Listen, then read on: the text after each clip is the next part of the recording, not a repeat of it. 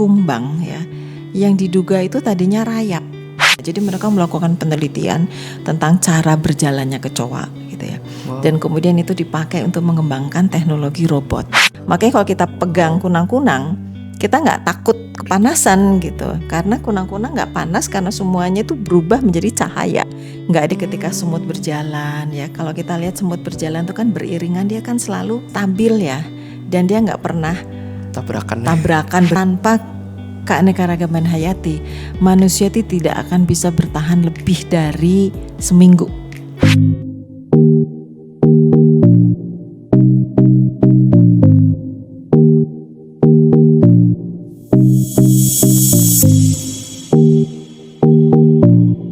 Selamat pagi, siang, sore para pemirsa, kembali lagi bersama saya Rosid Amrullah pada channel podcast Bening bersama Hening dari CTSS IPB. Kali ini saya kehadiran tamu spesial yaitu Prof. Dami sebagai Kepala CTSS IPB yang akan membahas, kita akan membahas topik untuk memperingati Biodiversity Day. Selamat datang Bu Dami. Halo, selamat pagi, makasih udah diundang. Baik Bu, terkait memperingati biodiversitas atau Hari Keanekaragaman Hayati Dunia ya Bu ya, yang akan jatuh tanggal 20 atau 22 Bu. 22 Mei. Nah, terkait untuk memperingati hari tersebut Ibu, kita akan kalau saya pribadi tertarik nih Bu dengan biodiversitas serangga begitu Bu. Dari Bu Dami sendiri bagaimana terkait pandangan Bu Dami tentang biodiversitas serangga? Oke. Well, pertama-tama serangga itu kan adalah bisa dikatakan dari seluruh binatang yang ada di dunia gitu. Serangga ini sebetulnya adalah yang paling banyak in terms of species numbers gitu ya. Dan juga abundance ya. Jadi kalau kita melihat dibandingkan mamalia, misalnya kita melihat primata, kita melihat berbagai macam burung. Ya. Terus binatang apa lagi ya? Mamalia, burung, herpet ya, semuanya lah ya. Jumlah spesies serangga itu paling banyak ya, karena sampai sekarang sudah diidentifikasi hampir 1 juta spesies. 1 juta spesies ya, Bu ya. Kebayang nggak? Around the world. Ya, di dunia ada 1 juta spesies dan diduga mungkin ada 5 juta yang belum terdeskripsikan. Wow. Ya, jadi dari in terms of kekayaan spesiesnya itu luar biasa. Nah, in terms of abundance, kelimpahan itu juga luar biasa ya. Jadi katanya semut aja ya, jumlah semut itu katanya bisa berapa kali lipat jumlah populasi manusia gitulah ya. Saya lupa angka persisnya, tapi kalau kemudian dihitung dari biomasanya itu ya, itu mereka tuh luar biasa banyaknya. Jadi in terms of kelimpahan maupun species richness ini tampaknya serangga ini raja gitulah, mengatasi semuanya gitu. Saking banyaknya serangga ya Bu ya, banyak sekali inspirasi maupun hal-hal unik nih Bu.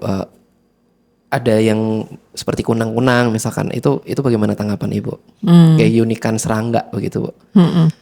Oke, ini kunang-kunang tuh selalu menjadi trademark bagi orang-orang ya. Orang-orang tuh kalau ditanya serangga apa yang paling berkesan atau atau sebutin nama serangga, biasanya orang kemudian pertama kali kunang-kunang selalu come up gitu ya. Nah, tapi nggak tahu ya anak zaman sekarang mungkin nggak ya, karena kunang-kunang makin menghilang ya. Betul. Jadi apalagi anak-anak kota ya, mungkin nggak pernah melihat kunang-kunang. Ya. Kalau anak desa mungkin masih ya. Nah, itu sayang banget ya, karena kunang-kunang itu mereka ini sangat spesial ya. Specialty-nya macam-macam juga bisa dijelaskan. Yang pertama-tama kunang-kunang itu kan bersinar ya, dia mampu mengeluarkan cahaya. Nah, jadi orang bisa bertanya, kenapa ya kok dia bisa bercahaya? Kenapa satu-satunya serangga, bukan satunya serangga sih, ada beberapa serangga yang mampu mengeluarkan cahaya. Nah, yang terutama yang paling dikenal itu adalah kunang-kunang. Nah, ini mereka bisa bercahaya karena mereka tuh mempunyai senyawa kimia yang disebut luciferin ya. Kemudian dia juga memiliki enzim lucineferase gitu ya. Yang kemudian bisa melakukan ada proses kimia yang terjadi di dalam tubuhnya. Yang kemudian proses penguraian oleh enzim itu menyebabkan ada cahaya yang berpendar. Ya, jadi dia mengeluarkan energi, mengeluarkan ATP, ya kemudian cahayanya juga keluar. Dan kemudian ketika orang meneliti, dia tuh sangat efisien, ya. Jadi mengubah energi menjadi energi cahaya itu bisa terjadi dengan sangat efisien sehingga tidak ada energi yang dikeluarkan sebagai panas. Makanya kalau kita pegang kunang-kunang, kita nggak takut kepanasan gitu, karena kunang-kunang nggak panas karena semuanya itu berubah menjadi cahaya, nggak ada yang dikeluarkan sebagai heat. Nah kemudian ini yang ditiru, saya nggak tahu ditiru apa enggak ya, tapi kalau kita ngelihat lampu-lampu LED betul. ya, itu kan juga dia dingin gitu ya, Iya. karena dia sangat efisien di dalam menghasilkan energi cahaya itu dan tidak ada yang keluar sebagai panas. Itu sebabnya kenapa lampu-lampu itu juga dikembangkan seperti kunang-kunang ya. Jadi mungkin saya pikir ya jangan-jangan dulu LED itu terinspirasi juga ketika melihat kunang-kunang. Mungkin ya, saya nggak tahu, ini hanya dugaan saya aja. Nah itu baru dari satu hal yang menarik. Jadi serangga itu banyak sekali memberikan inspirasi begitulah ya, di antaranya untuk teknologi ya seperti itu. Tapi kemudian ada kisah kunang-kunang yang saya selalu hobi menjelaskan atau menceritakan kembali ya, ini karena waktu itu saya sedang kuliah dan saya mengambil kuliah etologi, itu artinya ilmu perilaku ya.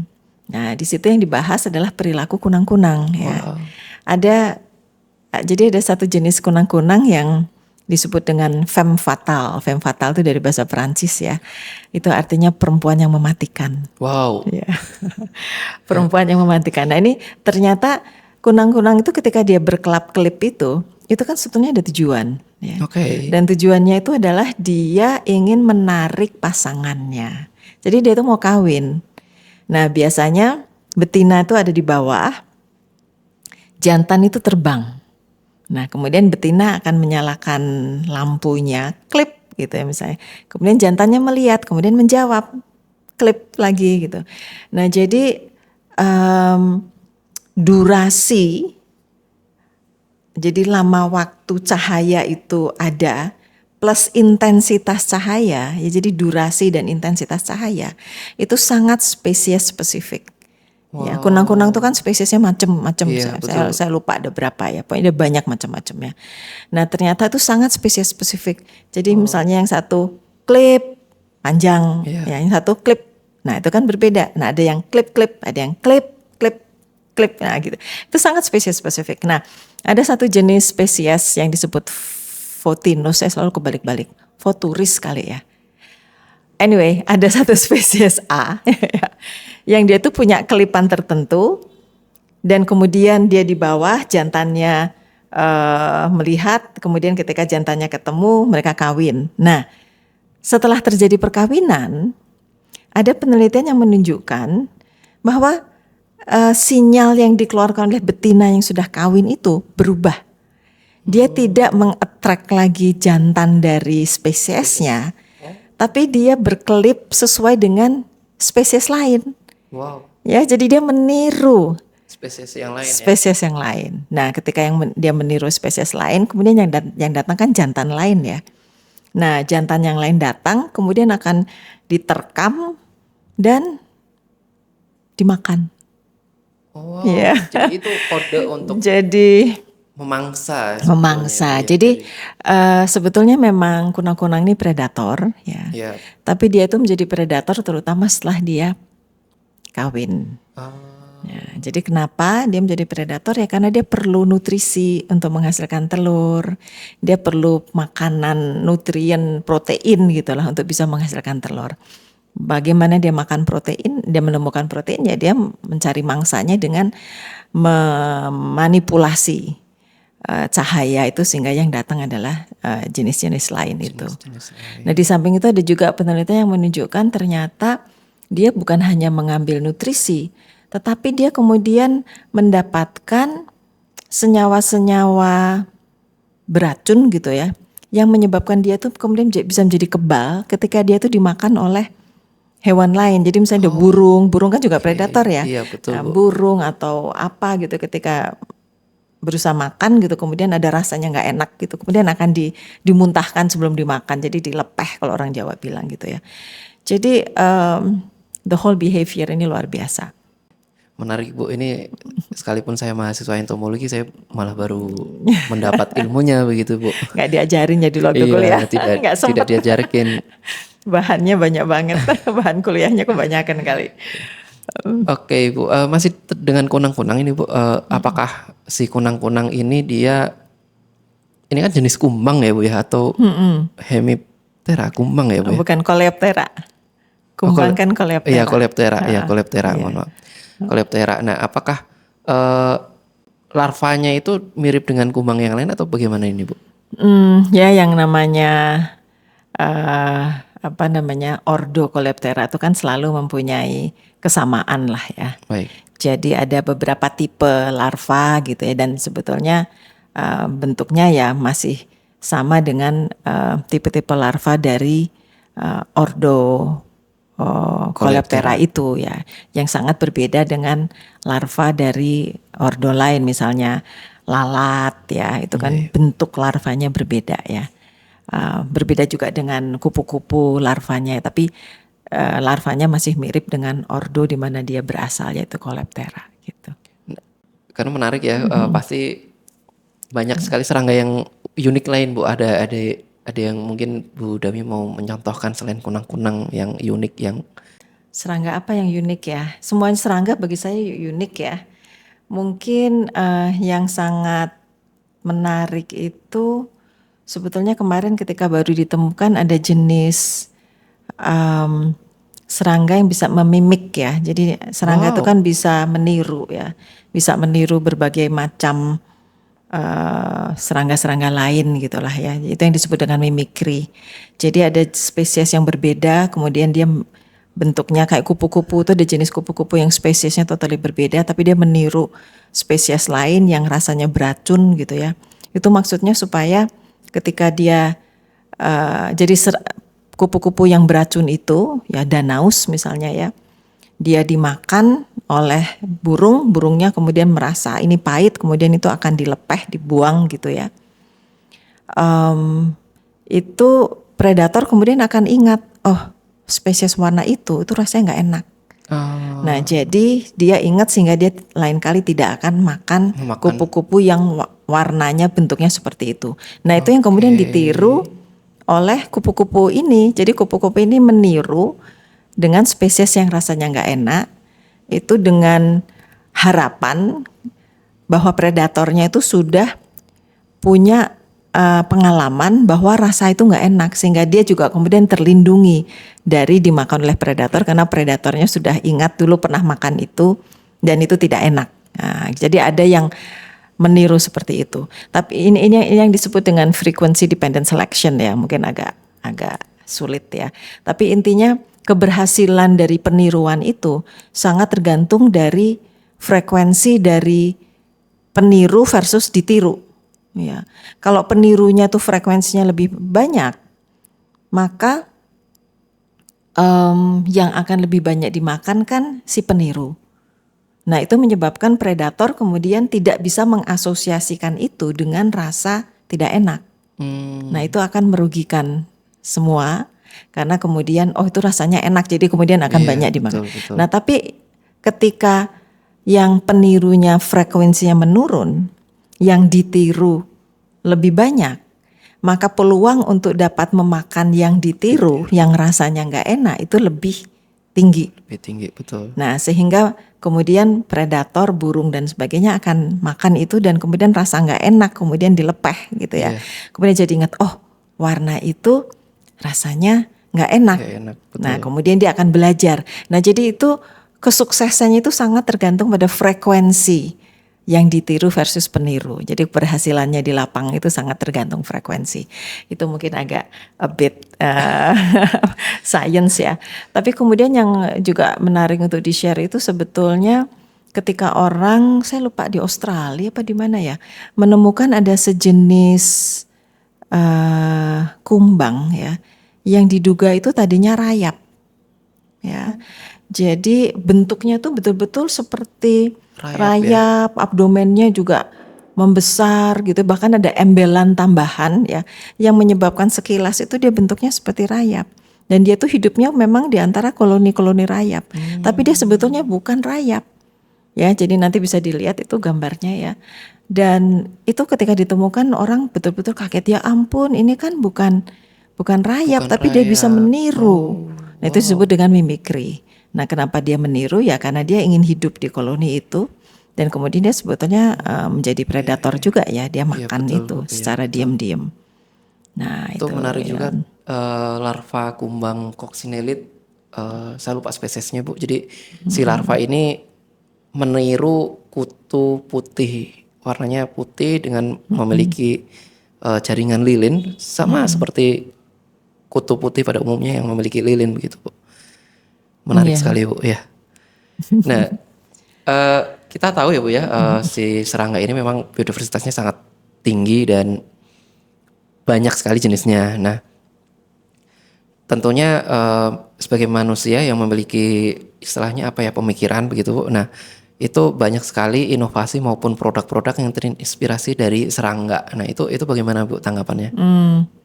Iya, banyak sekali, bukan produk-produk aja tapi teknologi juga ya. Iya betul. Jadi kita tahu seperti lensa itu ya, perkembangan lensa itu katanya sangat dipengaruhi oleh penelitian mengenai matanya serangga. Wow. Ya, jadi serangga apa Bu kalau boleh tahu? Kayaknya macam-macam deh. Macam-macam Saya ya? nggak tahu spesifik apa ya. Tapi saya hanya tahu bahwa mata serangga itu banyak diteliti dan kemudian itu banyak dipakai untuk mengembangkan lensa kamera begitu ya. Tapi serangga spesifik apa saya nggak tahu ya. Kemudian cara terbang ya. Cara terbang serangga bisa hovering ya. Jadi hovering itu kan bagaimana dia bisa terbang in place gitu ya. Itu juga katanya banyak dikembangkan untuk untuk mempelajari membuat robot gitu ya. Dan bahkan kecoa ya. Cara bagaimana kecoa jalan ya. Itu juga dipelajari, kan serangga kan punya 6 kaki ya, 6 tungkai ya. 3 pasang ya Bu ya? 3 pasang. Kemudian ketika satu dipasang diambil atau satu tungkai diambil, bagaimana dia jalan. Satu lagi diambil jadi jadi 4, bagaimana di jalan. Yang diambil bagian depan bagaimana, yang diambil bagian belakang gimana. Jadi mereka melakukan penelitian tentang cara berjalannya kecoa gitu ya. Dan kemudian itu dipakai untuk mengembangkan teknologi robot ya. Belum lagi yang lain-lain ya, jadi banyak banget ya. Nah, kemarin itu yang baru sekarang menjadi banyak berkembang itu mempelajari semut ya. Jadi ketika semut berjalan ya, kalau kita lihat semut berjalan itu kan beriringan, dia kan selalu stabil ya, dan dia nggak pernah tabrakan berhenti, yang di depan tiba-tiba jalannya lebih lambat kemudian ditabrak dari yang belakang gitu kan, dia selalu stabil gitu ya. Nggak pernah tabrakan, dia selalu stabil, sehingga algoritma cara berjalannya semut itu kemudian dipelajari oleh orang-orang komputer AI, dan katanya kemudian dipakai untuk driverless car. Jadi sekarang di luar negeri itu kan sudah dikembangkan mobil tanpa sopir ya, jadi bisa dikendalikan oleh komputer gitu ya. Betul. Nah, itu algoritmnya itu katanya menggunakan belajar dari semut. Wow. Gitu ya. Jadi makanya saya selalu bilang don't underappreciate serangga ya. Meskipun kecil-kecil ya Bu ya. Meskipun kecil, tapi ternyata ilmunya itu luar biasa ya. Jadi bukan hanya serangga yang kita pakai sebagai madu, lebah menghasilkan madu misalnya gitu kan. Kita kalau mikir serangga pasti pikirannya gitu. Lebah menghasilkan madu. Nyamuk menghisap darah, itu jahat gitu ya. Kemudian kecoa menjijikkan, biasanya kan gitu ya. Nah, kita harus melihat serangga kan tadi ada 1 juta spesies. Iya, betul. Ya, ternyata manfaatnya itu manfaatnya juga banyak sekali ya Bu untuk ilmu, untuk kesehatan, untuk teknologi ya. Banyak yang belum kita ketahui. Termasuk arsitektur ya Bu ya. Iya, arsitektur rumah ya. Betul. Ya, bagaimana sarang lebah itu juga menginspirasi orang untuk membentuk. Kenapa tuh kok heksagonal Iya, gitu kan ya? Iya Bu. Iya, Dan katanya heksagonal itu adalah bentuk yang sangat ideal, stabil dan sebagainya. Kemudian juga ditiru. Bahkan untuk rumah rayap loh. Rayap itu kan juga sangat khas ya, kemampuan dia untuk maintain stability suhu stabil dalam rumah rayap itu kemudian ditiru untuk menghasilkan rumah-rumah modern. Kalau kita mau efisien energi. energi itu katanya bisa mencontoh dari rumah rayap. Kebayang nggak? Iya, menarik sekali nih Bu, manfaat maupun manusia mempelajari serangga dan bagaimana memanfaatkannya begitu. Nah, yang jadi pertanyaan ini Bu, ini kan apa namanya, dunia ini lagi gonjang-ganjing ya Bu ya, bukan dalam artian yang lain tapi lebih ke alamnya begitu Bu. Nah, bagaimana si serangga ini bisa bertahan ataupun menghadapi itu Bu? Bagaimana serangga bisa menghadapi perubahan iklim? Ya termasuk perubahan iklim, termasuk mungkin ya kalau misalkan tiba-tiba ada banjir ataupun tsunami itu kan semut-semut kemana, rayap itu apakah dia mati atau gimana gitu Bu? Ya mungkin mati di area di mana terjadi tsunami ya. Tapi kan dia ada di mana-mana sehingga kemudian ketika tsunami-nya sudah hilang, suksesi mulai berjalan, ya pasti serangga adalah nomor satu yang akan datang juga ya. Dan yang pertama kali datang pasti scavenger ya. Scavenger. Jadi kalau kita lihat serangga itu kan sudah berapa juta tahun ya. Iya betul. Manusia itu kan baru 200.000 tahun ya. Serangga udah berapa juta. Jadi serangga itu sangat bisa bertahan dalam berbagai macam perubahan yang terjadi di dunia.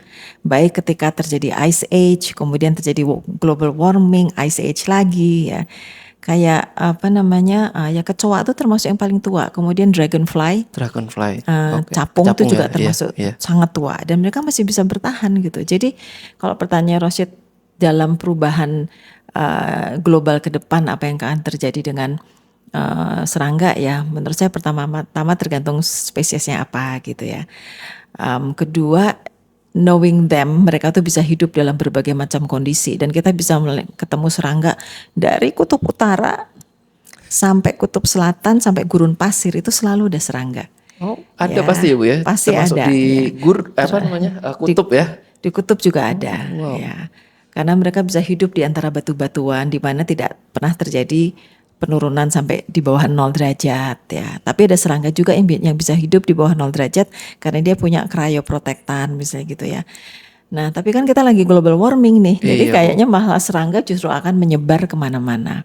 Ya jadi serangga akan menyebar kemana-mana karena global warming. Tapi mungkin juga ada perubahan yang terjadi dengan ini mungkin ya.